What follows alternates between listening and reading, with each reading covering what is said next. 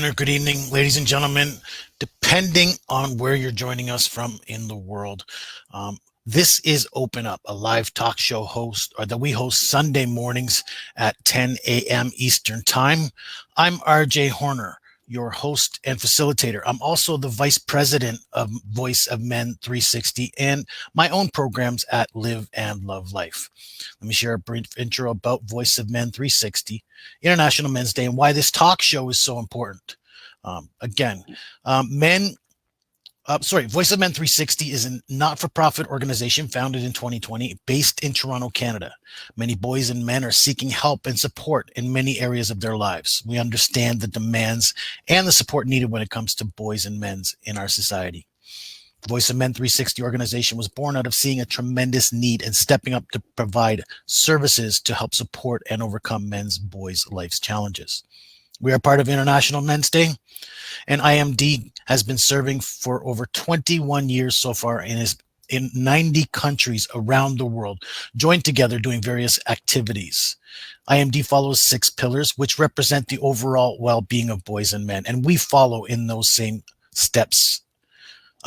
So why open up? Why is it so important to open up? Because we men do not open our hearts. We're not willing to share our matters with most people. And when we keep those thoughts and emotions bottled up, they can do long-term harm and create adverse health effects. So we want to create an open space where men and boys, or where people can share their stories. Through our platform, we aim to create awareness about life's challenges, struggles, overcome ups and downs that our men and boys go through. And there are no limitations with who can share their journey, whether it be ethnics, age, gender. We want all walks of life to participate. Our goal is to create a positive impact on someone's life through this program. Open Up is on Sunday mornings, 10 a.m. to 10:30 Eastern Time. Please join us. Each week, we'll bring an individual and share their life experiences with you. Today, we have a special guest who's the founder and CEO at the Greatness Trilogy Life Coach, author and creator of the Global African Day. Charles Thoreau, thank you for joining us and being willing to open up on this Sunday morning. Thank you so much, RJ, for having me today. I'm so excited to be here and to be able to share with those who decided to join us and to follow this live show. Thank you so much. Absolutely. And I think I mispronounced your name. It's hard one. It's Charles Thoreau. That's correct. You did it right this time. I don't think I got it right the first time, so I wanted to make sure I did you right there. Okay.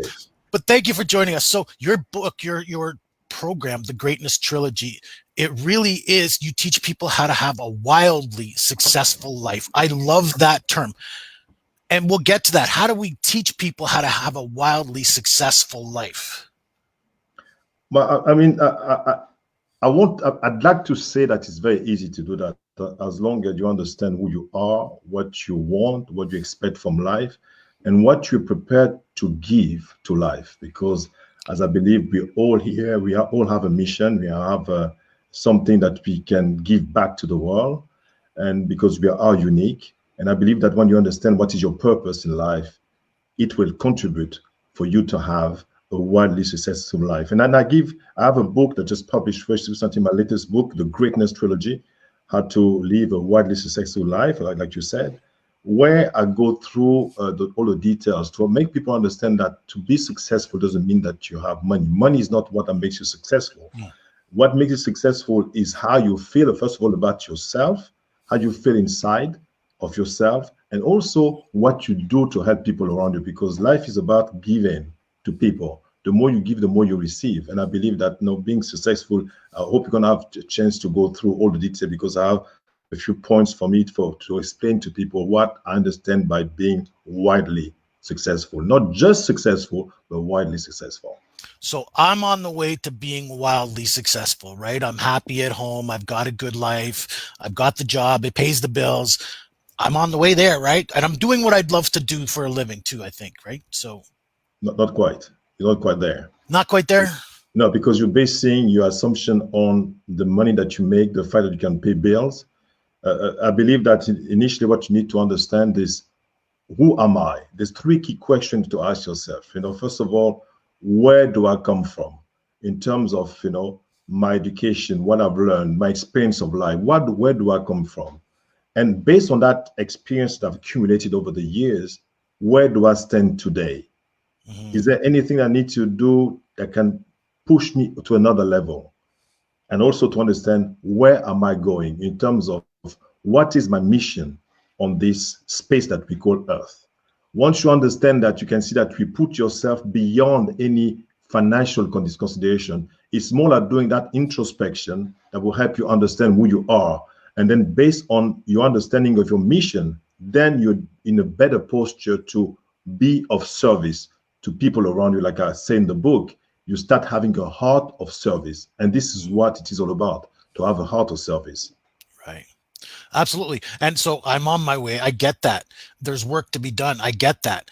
But so you mentioned that it comes from knowing who you are, not forgetting who you are. So let's go back to maybe as early as you can remember, where you started to have these thoughts and attitudes about helping people and how to have this kind of living. I would say that it comes from my mother. My mother had a great influence on me. In fact, if you see on my Facebook page, I asked my followers to identify a woman that they consider to be a leader.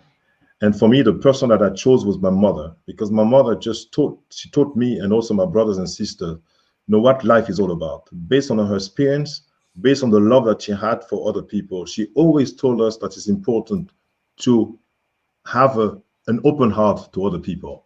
My mom was a person, she would cook for the family, but she would always cook extra because she says you never know who's going to show up. And she was always, her door was always open for people. So I got that from my mom. And I think that was those are good values that I carry still today, and that make a difference in the way I see life, the way I interact with people. And I think my mother, without any doubt, she's the one that really made a big difference in my life. Mm-hmm. And so you said monetary is not the issue. When you go beyond that, you have a better understanding. Did you have an understanding of that growing up? Of course, when you're young, you grow in an environment where you learn from your parents, and my parents never put emphasis on money. My mom used to say, being open to other people, that's the wealth you can possibly have. Knowing that you help someone today and you know that down the line you're going to get your reward. That's the way she used to see life. Never saw life in terms of money, because money, like she used to say, is something that you have today that you may lose tomorrow for whatever reason. But that should not break you down. That should not be, if the lack of money breaks you down, is because you're putting your focus on the wrong thing, because money comes and go. So anything can happen to make you lose your money. So, but if you lose your faith in yourself, that's the danger. So she always told us that it's important for us to believe in ourselves, to know that we have to be aware of the limitation, the mental limitation that could prevent us from having that love, that self-esteem, that love for yourself that you need to carry all the time. That, in other words, whatever happens after that, let's say anything happen, you will never lose that belief, that esteem that you have for yourself. And that's something that should cherish. Wow. Yeah, absolutely. Thank you for that. And so you keep saying my mom taught us and my mom taught us. So you have what size family? What size is your family? Oh, yeah, I come from a family, initially we were like seven. One of the brothers passed away 5 years ago. He was in France, passed away. But we were a family of 7 children, 4 boys and 3 girls. We were very close. We're very close. And in fact, today I was speaking to my brother today from Gabon, where I come from, in Central Africa.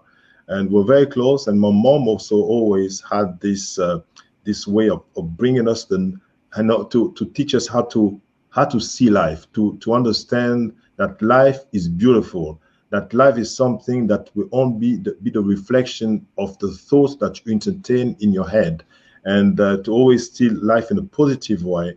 And that's what I'm saying, the way, because my brother and sister were a part of that teaching that we received from our mother. Mm-hmm. And what was life interacting with them? You seem like you have good values, good upbringing, but I mean, siblings can be siblings, right? Did you clash? Did you have bad times?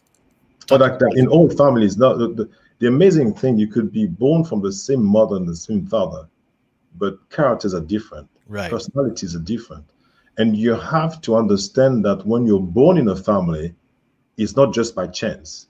And I believe in God. I'm a believer, and I know that when you're born in a family, because you have a role to play in that family.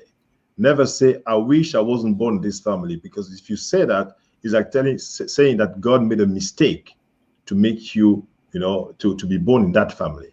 You have to accept the fact that people are different. Within the family, there could be some clashes, but always know that, like they say in French, le linge sale se lave en famille. In other words, dirty laundry always is washed within the family. So you have to be able to clean it, to talk to each other. So communication is very key in a family, especially a large family like mine. Absolutely. Absolutely. No. And I like that. You know what? That was one thing I learned. You know what? Family is beyond our friendships. It's always going to be there. And we have to learn to live and let go. We have to learn to go beyond that relationship to, I'm going to have to talk to this person again another day. Right. So thank you for that. So then let's move on. And your mid-adult life, your education, I guess, what was that like for you? What was that upbringing? I think I would say I was blessed because not so much because of the family I was born in, although I was part of it, but also because my own the will that I always had to put myself always in a position where I can always expand and grow. In fact, this is my mission statement today, is for me to make every day an opportunity for myself to learn, to grow, to expand, and to accumulate the knowledge that we use to impact other people around me and to teach them how to do it. That's part of my coaching business, what I do, to teach people to take care of themselves. And the environment I grew up in back in Gabon, there's always these opportunities to learn. And I was blessed to further my studies in France and in the UK, in the UK. So that really helped me to discover a new environment, new people, a different way of seeing life. And I think that's what actually drives me today in everything that I do. So I was pretty blessed. I was quite blessed, I must say, for having the opportunity to not only study in my own country, but also to study abroad, where I learned quite a lot. Yeah.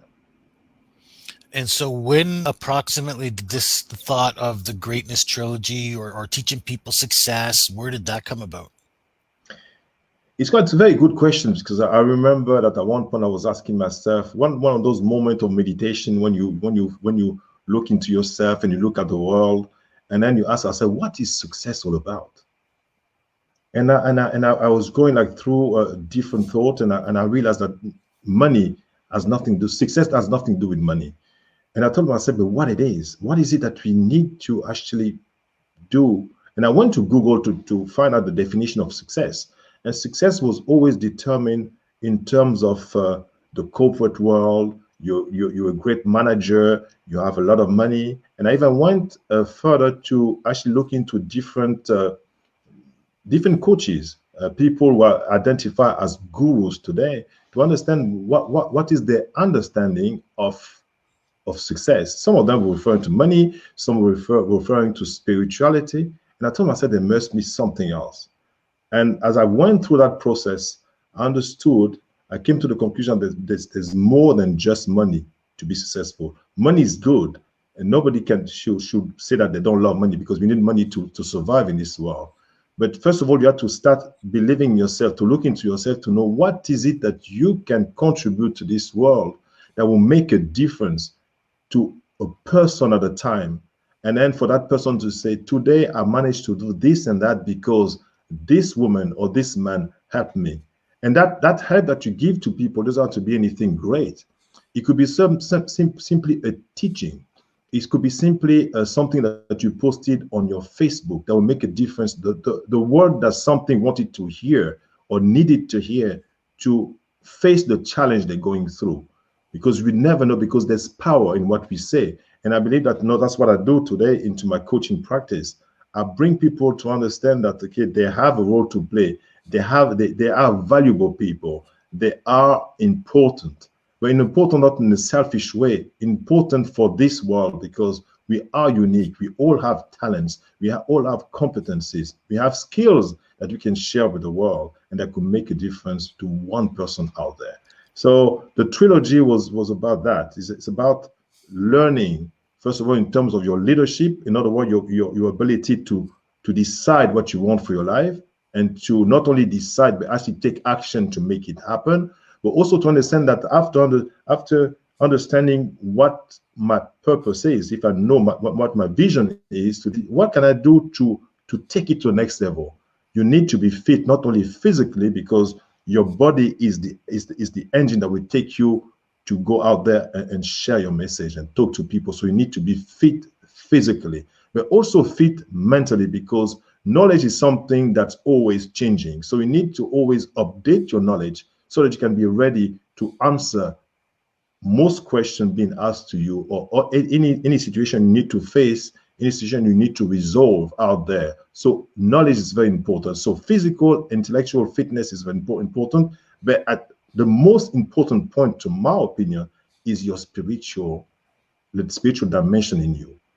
What is it that you do to connect to that higher power that's giving you the opportunity to do what you do? Because spirituality is powerful. Why? Because it helps you to stay grounded.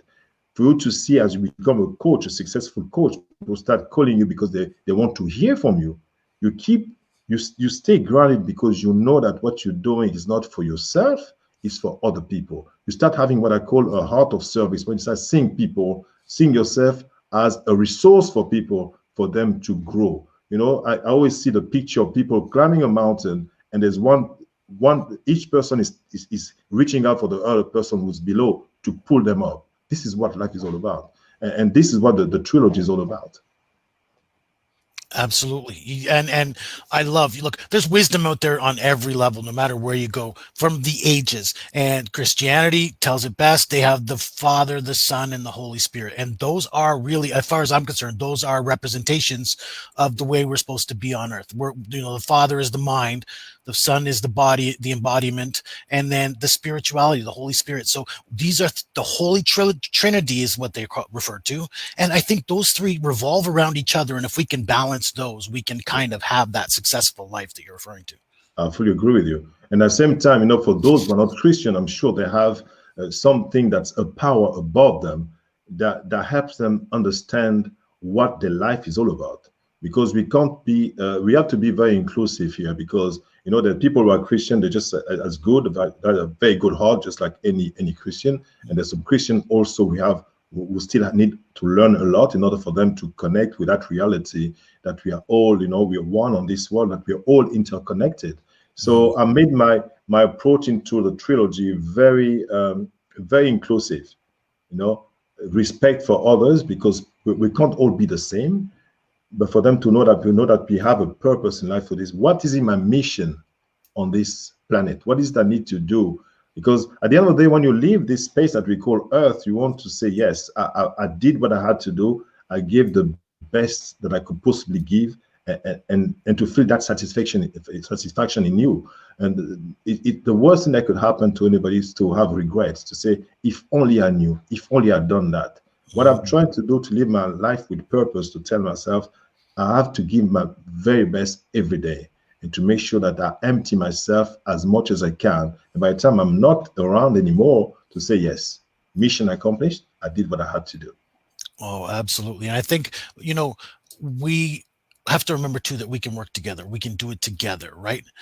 One of the things, as you were talking, one of the things kept coming up was, ants. If we took the time to watch ants, how many people do that? And they each have their own purpose. They each know what their role is, and they just go out and do it, right? They keep coming back to their nest or hub or whatever, and they go out and do their work and come back and do it. If I can refer it for a moment, I remember one time I lifted up these stones because I was doing work in my neighborhood, in my backyard, and there was a bunch of larvae. And so I'd exposed them. And within 2 minutes, all of the ants within the colony had come and taken each larvae away and hid them. This was one of the most amazing, miraculous things I've ever seen. But it was that exact principle is what I'm describing here, right? So there's some of the miracles of life that if we could learn to work together kind of like that, we would be wildly successful for sure. Exactly. I think we have a lot to learn from nature. Right. Nature is so beautiful. Like you gave the example of the ants. We look at, for example, when we look in the savannah in Africa, You can see all animals, as long as they're not like, no, so the lion is there, the antelopes, all the zebras, they're all there in the same space. There's no fighting. Only when there's like, no, the lion wants to, like, when they want to feed themselves, they will do something that's natural to go and get something to eat. But otherwise, they're all together. There's no fighting. But us, we tend to be, we tend to apply discrimination so easily between ourselves. We're all the same. We all bleed the same. It doesn't matter where you come from. We all bleed the same. In fact, there was a program I was on recently, and I was talking about, how people are the same no matter where you go. You can be in the US, you can be somewhere in Africa. Every single family wakes up in the morning. To give a simple example, they have to make sure the kids are ready to go to school. They always say the same thing about the kids. Oh, you're always late. Come on, you're going to be late. They all say the same thing. We're all the same. We all have the same concerns in this life. And I Right. don't understand why we cannot come to a point where we understand that we all need each other. And if we could only come to the point where we start seeing each other as an added value to our own life, Yes. then until we do that, we're still going to be there fighting and focusing on the wrong stuff, on the wrong things. Wow, you've been filling us with some amazing advice. But I mean, we are a show about men and boys. So I do want to take it back to that direction a bit and just go, first of all, how many people have you been able to influence in this journey? And maybe you could share a story or two about how you've been able to help them in their journey. It's very difficult to say, because when you have a Facebook page, you have a YouTube channel, you have different videos, you never know who comes across your material. So for me, I don't want to give a number. I don't want to feel that I don't want to show like I'm trying to be pretentious or anything like that. But I know that everything that I do, everything that I post, like even this interview that we have, I want to do it with a purpose. I don't want it to be something that I do just for the fun of doing it. I want it to have an impact on people who are listening. And I want the other day for people, once they listen to me, to say, I've learned something from what this guy was saying. So I can't tell you how many people I've influenced, and I hope there's quite a few of them. I hope that some can take something out of what I say, what I teach, and that's what I want to do. So that's what I can possibly say. No, wonderful. No, that's again, that's very humble, by the way. Thank you for that. Um, but now we move into, you talked about your mother in the beginning and her influence on your life, but what kind of influence did you have with your father growing up? My father was a great guy. My father was like the quiet type. Mom was the one, the disciplinary one in the family. She one was the typical mother. Always make sure that everything were fine. My father was more like, more like in the background. And when I love by my father, and the memories that I have of him, and that really I love those moments with my father, because he used to love fishing, and that was such a great moment for him, because he used to fish with a net. And then we used to go fishing, and he was like, catching the fish, and then to explain to us how he does that. He used to also repair his old nest. He used to repair them himself, and we love those moments, those special moments with dad. And my dad was also a lover of football, what they call yes soccer. He loved it, and then we used to go to the stadium with him. And I remember the time he had a motorbike, and then my brother used to sit in front of him, my younger brother in front of him. I used to sit in the back, behind him, and we used to go to watch football, and that was so great. That was just so special moment. And my father will not. He was a quiet guy, but when it came to those two things, fishing and also football and sports in general, he was so passionate. And I think that passion, that excitement that I have in me about life, I take it from my dad, because the sort of person I was very ambitious. He was a good man. I would say my father was a good man. I guess any child, and I hope every child can say that the father was a good person. But my dad was a good guy. He had a good heart, and the memories I have of him are very, very positive. Thank you for that. Because sometimes, hey, we never know. Some people have good memories of their parents. Some people have bad. Mine are fond memories of my father, although they were few and far between for my life. So we all have those memories, whether good or bad. So thank you for sharing your fond moments there. Um, another thing we like to do is then how do we influence our men and boys? So, what do our men and boys need to know to live a wild, successful life? Generally speaking, our children always refer to whoever they are around with. Let's say within the family, they will learn from their father, from their mother. Myself, I learned a lot from my mom. I also learned from my dad because I was blessed to have a family that was united. I did not have a dysfunctional family. That really helped me a lot to be the man I am today. And most children, no matter where, no matter the background, they all want to be in an environment where they can grow, where they can be loved. And I think children today need to have models, people they can refer to, say, I've learned because my father taught me this. Maybe this doesn't have to be your father. It could be a child because maybe your father passed away when you were young, but you have someone, you have a male figure there that's going to make a difference in your life, that's going to teach you about life. And those values that you acquire within the family, within the family are so important because they determine the way we're going to behave when you go into society. That's what today I believe, and I think the young people are just waiting for people who could bring them that confidence for them to say, yes, I've seen by the previous generation, they taught me something positive, they taught me this or that skill or how to behave in society, and I'm ready to continue what they've started.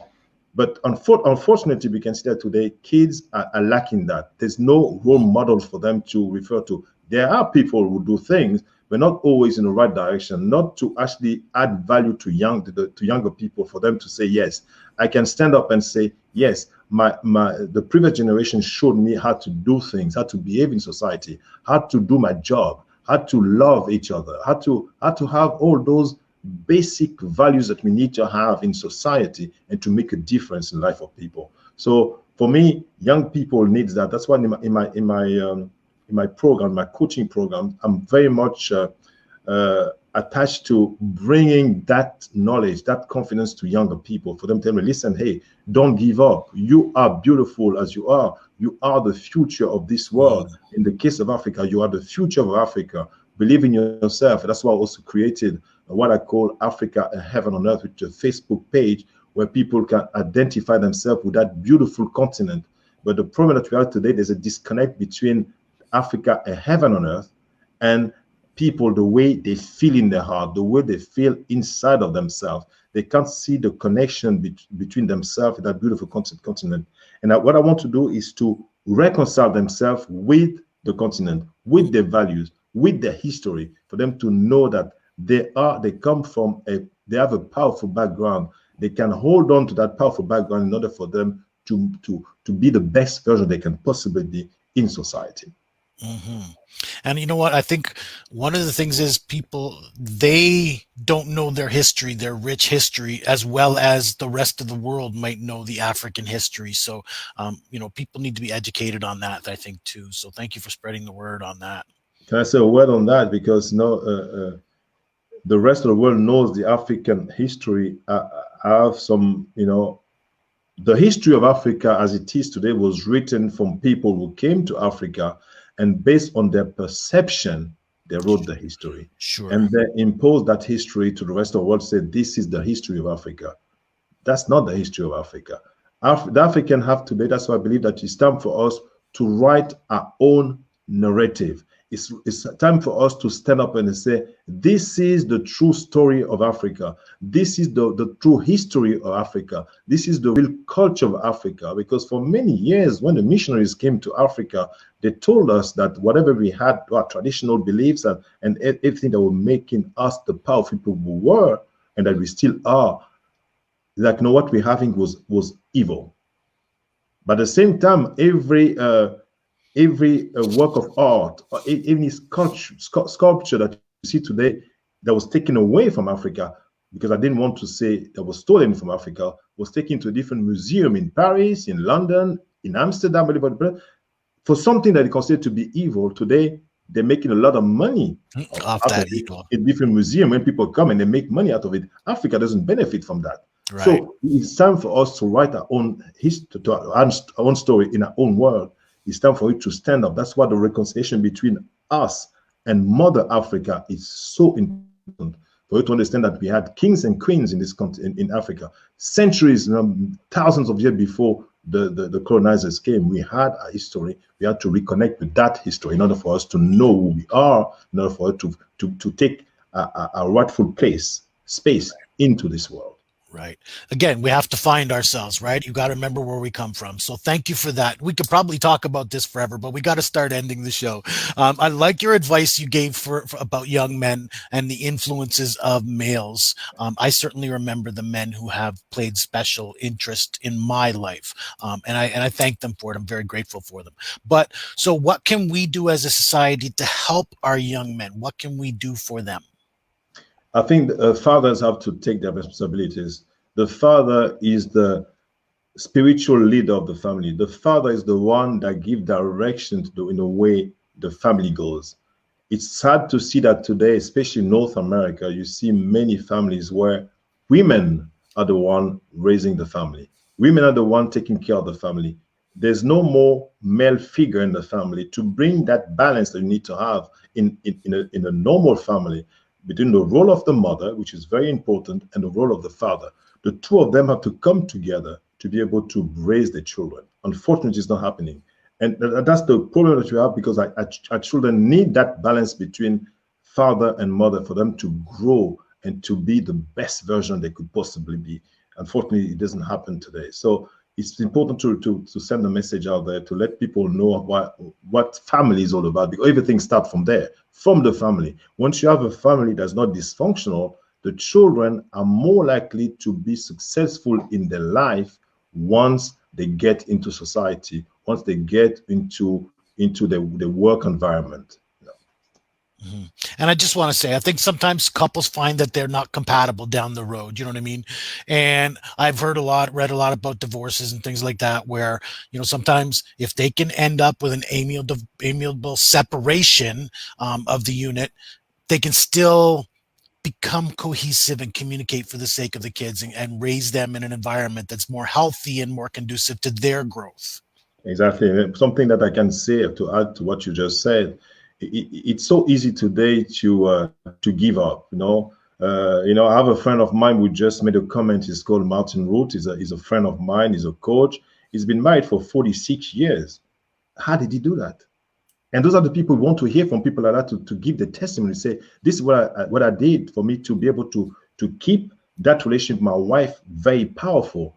I'm sure they went through some challenges, but they managed to resolve them. So communication is so important. That's why I see my own couple, my wife and myself, my wife Carol, she's also a coach. We both do coaching in relationship. We've established some rules how we should operate. You cannot possibly go into a relationship without having rules to understand this is how we operate here in our family. This is how we operate in our couple. People just get married. Yes, they get married, but as soon as the first problem happens, they want to give up. Don't give up. You don't just give up so easily. There's a possibility always. Where there is hope, there's always a way. And I know that if people really want to make sure the marriage are successful, they can do it. It's possible to do that. But first of all, say when you start your relationship, is to know, why am I starting this relationship? You have to think about it. You have to go deep into it. You have to ask yourself the right questions. It takes your mental understanding, the way you see life, but also that spiritual dimension that has to be taken into consideration, because a couple without any spiritual dimension in it would certainly fail, because marriage is the coming together of two imperfect people who are trying to build something perfect. That's impossible. Mm-hmm. Mm-hmm. And so I'm going to have to leave that as your parting thoughts. I mean, you've given us so much advice, but I thank you. Charles Cheret, thank you for joining us today. That's the perfect example of open up. Thank you for joining us this Sunday morning with your story. Thank you so much. It was a great privilege for me to be here today. And I really encourage you to continue especially to speak to our young people. They need to hear these messages of hope, for them to know that no matter what they go through, it's still possible to stand up and say, yes, I believe in this world, because they have to believe in their own world. They also have to believe in this world in general. and to know that we love them, that we they are very valuable, and for them to help them in whichever way we can, and for them to be able to identify the people who can help them, because the resources are there. They just have to open up and to open their eyes and their heart to be able to receive and to learn from those people who can make a difference in their lives. Absolutely. And that's Charles Chorray. And thank you. That's exactly, I love the word you used, was open up. That's the perfect example of open up. It's not easy for people to talk about. Not everyone's willing to share their life, personal stories, experiences, and struggles, and midlife crises that they go through. I appreciate your courage and your willingness to help other young men share their life struggles. Thank you, Charles, for joining us and sharing your life journey with us today. When people like yourself come forward and share your life experiences on platforms like ours, especially on social media, it'll help give some hope to someone out there to change their life and their mindset in a positive direction. That's our goal here with Voice of Men 360. We want to bring individuals and allow them to share their life journey, have an open conversation about men's problems and challenges and how we can help them. So just a few announcements before we finish off our show. First, we have 4 live weekly shows that we do here in Voice of Men 360. This is Open Up that you've just listened to. We are Sunday mornings at 10:30. We are recorded live and posted to Facebook and YouTube.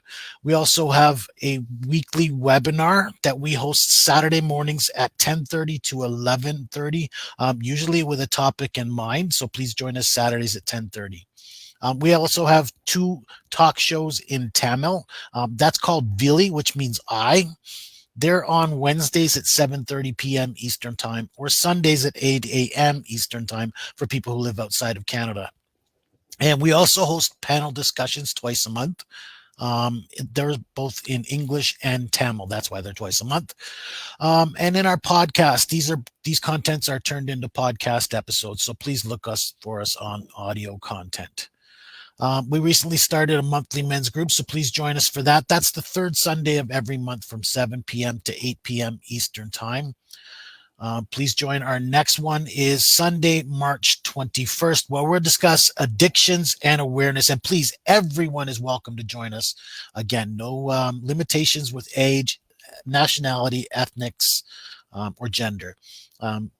If you want to be a guest on our show and willing to be a part of our organization or help us indirectly or directly, we'd love to work with you, whether you're professionals, industry experts, community organizations, associations, corporations, or governments.